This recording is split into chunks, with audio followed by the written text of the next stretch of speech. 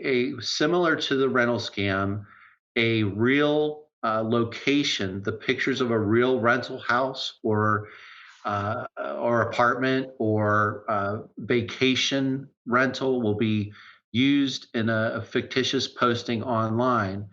And it's important when searching for either a rental home, apartment, or vacation to verify that this is the actual uh, owner, company that is providing the rental, because you don't want a situation where you have uh, think you're renting a vacation home or a room in a different state and show up, and in fact it was just all a scam. And it's even more hard if you're trying to rent a home or an apartment and it turns out that you have family, you have limited resources, not it's a very expensive to rent a place, and it turns out that it is just all a scam. Nothing but a number promises engaging content tailored just for you. Join us as we dive deep into discussions on topics that matter to our communities. Hello, everybody. My name is Hillary Williams Thomas, and I am the Senior Associate State Director of Advocacy and Outreach with AARP Georgia. And welcome to Nothing But a Number. I am here with my esteemed colleague and fellow presenter, Shawn Conroy, and I will let Shawn introduce himself. Thank you, Hillary. It's great to be here, and we do appreciate AARP for providing us this opportunity to share information about scams that are occurring throughout the state of Georgia. My name is Shawn Conroy, and I'm the Communications and Outreach Coordinator for the Georgia Attorney General's Consumer Protection Division. All right. So, Shawn, we presented on fraud together many, many times and had a lot of different conversations. But what are some of these top scams that you all are seeing come through Georgia right now? Hillary, as we've discussed too often, imposter scams are prevalent, and there are a variety of them. They can talk range. about imposter scams. What is that? Like, is it, people use that word, but I don't necessarily know what that means. Yeah, there's a few components to an imposter scam. Typically, you have a criminal pretending to be someone that you would trust. Is imposter scam like if somebody calls saying they're with a utility company or Exactly. It could be your utility company. It could be a government agency such as the IRS or the Social Security Administration. So an elected official, someone prominent in your community, perhaps the sheriff's office or the local police department.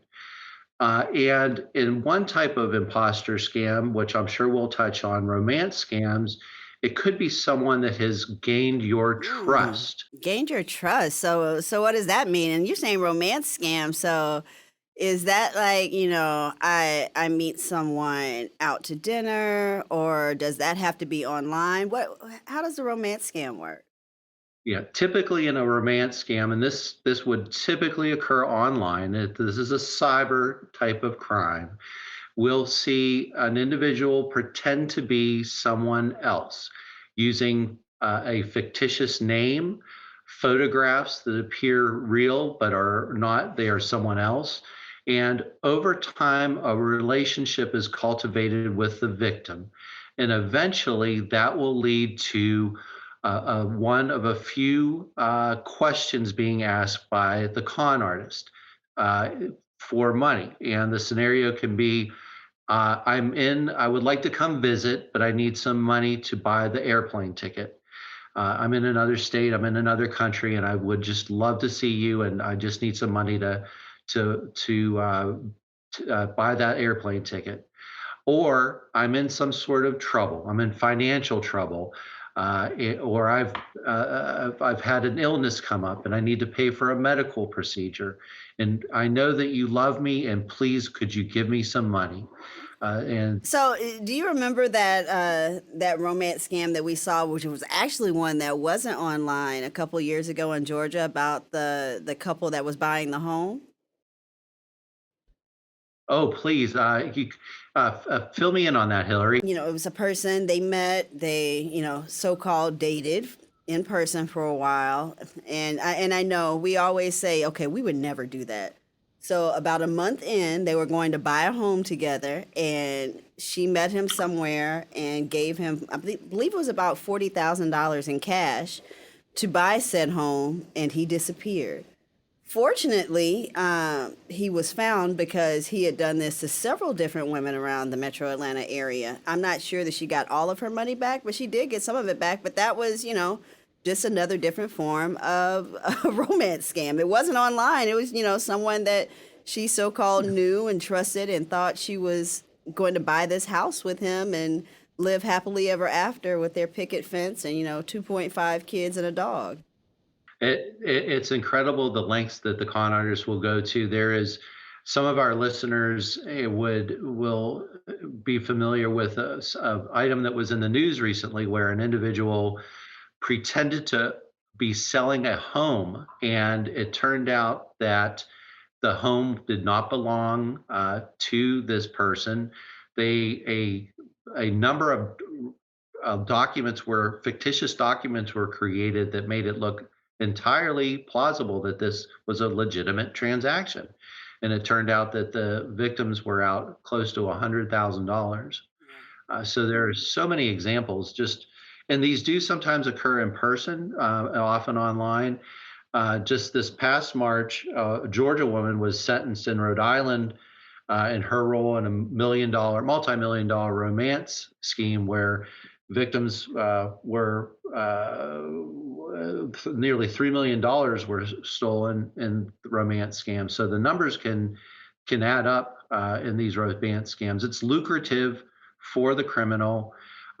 When it is online, there's no physical contact, so there's less danger of the con artist being hurt. So to make that much money online without the threat of being physically hurt is appealing to the Yeah, con and when you're artist. talking about the home buying scams that around this area in Georgia, or in the Metro Atlanta area, I've been privy to some rental scams. Have you dealt with any of the rental scams? Yes, we are aware that there are both rental scams, and this will occur with vacations as well. Uh, a, a similar to the rental scam, a real location, the pictures of a real rental house or apartment or vacation rental will be used in a fictitious posting online. And it's important when searching for either a rental home, apartment, or vacation to verify that this is the actual uh, owner company that is providing the rental, because you don't want a situation where you have uh, think you're renting a vacation home or a room in a different state and show up, and in fact it was just all a scam. And it's even more hard if you're trying to rent a home or an apartment and it turns out that you have family, you have limited resources, not it's a very expensive to rent a place, and it turns out that it is just all a scam. So we're winding down, but real quick, how do people verify that this rental home, whether it's vacation or a home they're moving into long term, is a real property?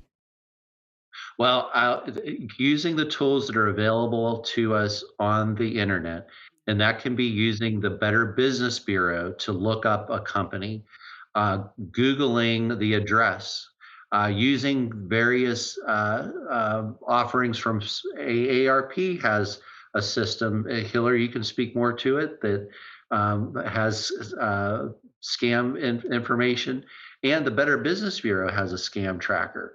So there are tools online and that you can just simply use a search engine and look for the the phone numbers that are being used and the ads. So there are just so many tools, but the main point is to take some time and verify. The old adage, look before you leap, is very critical here. And using consumer education resources too before these happen. I have a sign behind me. We have a consumer ed program where you can sign up for twice a month. You can get information in your inbox where we take real questions from consumers and answer them. That's at consumered.georgia.gov and also at our main website, So, consumer.ga.gov. how do people report these fraudulent activities? I know we've got AARP's Fraud Watch Network, so you can go to www.aarp.org/fraudwatch. But are there some other places where people can report just so they can maybe get help with their situation? Absolutely. And reporting is critical, and timely reporting is critical. If a person believes that they are involved in a fraudulent transaction or is a victim of a crime, reporting it to some form of law enforcement is critical, whether that's your local law enforcement, our office, the Attorney General's Consumer Protection Division. We have counselors online Monday through Friday at 404-651-8600 that will speak to you. We have online resources at consumer.georgia.gov that you can go to. But it is critical to report because once that information gets into a database, other agencies can potentially get that information too and connect the dots to see if the perpetrator can be stopped. And again, this is, enforcement is important, but we don't want people to get hurt in the first place. So taking those preventative measures to educate yourself and to check out organizations before you provide your hard-earned money is important. Okay. So, in closing, is there anything else for fraud prevention that you think people need to know about? I think knowing and I've mentioned this, is reporting immediately. If you lose money in a scam, the chances are that if you report it earlier, there's a better chance of getting the money back. Now, and also if anyone asks you to wire money, if anyone asks you to get a gift card and use the information on the gift card, be leery of that. So, I'm not And supposed to also, pay, the person that tells me that they're from the IRS. I'm not supposed to pay my tax debt with a gift card. That's bad. if anyone asks you to use a gift card to pay something, Hillary, you're exactly right. Yeah, that is a The red IRS is not flag. taking, the vanilla gift cards, right? That is correct. Okay, okay. That is I'll remember correct. that because I feel like I almost did that, but I thought about it. I remember Good, good. And one of our mini sessions in banter, and I said, I think Shawn would tell me not to do this. Do not give anybody gift cards. do not. And if you have any questions, talk to a trusted friend. Run it by someone. I've seen studies that say that if you take the time to talk it through with someone and get that feedback, that will that trusted person, and through that conversation, you'll probably figure out, hey, this just doesn't sound right. Yeah. So talk with someone about what you're dealing with. Well, I thank you, Shawn, and you're right. Talking it over with a trusted friend makes a lot of sense. And I appreciate you for being our trusted friend at AARP. And I appreciate all the work we've been able to do together over the years. And I look forward to us being able to engage more. Absolutely. Thank you, Hillary. It's been a pleasure to be here this morning. Thank you, everyone, for joining us today with myself and my guest, Shawn Conroy. Again, my name is Hillary Williams Thomas, Senior Associate State Director of Advocacy and Outreach with AARP Georgia. And this has been another episode of Nothing But a Number. Join us next time. And that's a wrap on today's episode of Nothing But a Number. Thank you so much for joining us and diving into the conversations that shape our communities. We hope you found today's discussion enlightening and inspiring. Remember, new episodes drop every Wednesday at 12 noon on YouTube and wherever you listen to podcasts. To stay up to date with all our latest episodes and to continue exploring the topics that matter most to you, be sure to subscribe and follow Nothing But a Number on your preferred podcast platform. Your engagement and support means the world to us. If you enjoyed today's episode, please consider sharing it with friends and family who might also find value in our content.